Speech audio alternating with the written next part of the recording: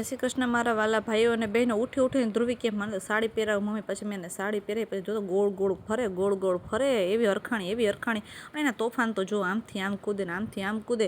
કૂદવામાં તો જરાય પાછી પાલી નથી રાખતી. પછી તો એના તોફાન તો કેવા, લોટ બાંધવાની કાથરોડમાં બેઠીને ગોળ ફરે. મમ્મી કે રહેવા દે તૂટી જાય, પણ એ કોઈનું માને, આ કોઈનું ના માને. અને પછી તો મેં એને કેરીને કટકા કરી દીધા. અને કેરી તો એવી વાલી કે જલ્દી ખાઈ લીધી. અને પછી નાવું ગમે ને એમાં ધ્રુવીબેનને એવું નાવું ગમતું હતું. પછી ધરાડ નવડાવીને તેનું મોઢું તો જુઓ ચકલા જેવું થઈ ગયું હતું. અને મેં પછી તો એવો શાકનો વઘાર કર્યો, ચોરી બટેકાનું શાક બનાવ્યું, દાળ બનાવી. એટલું મોડું થઈ ગયું હતું રસોઈનું કે વાત જ ના પૂછો.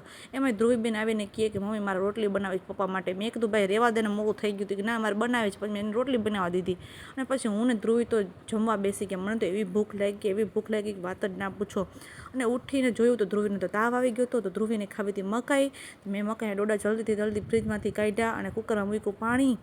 મકાઈના ડોડા નાખ્યા, મીઠું નાખ્યું અને જલ્દી છે ને ધ્રુવીને મકાઈ બાફવા મૂકી દીધી. કેમ કે બહુ જ ભૂખ લાગી હતી ધ્રુવીને.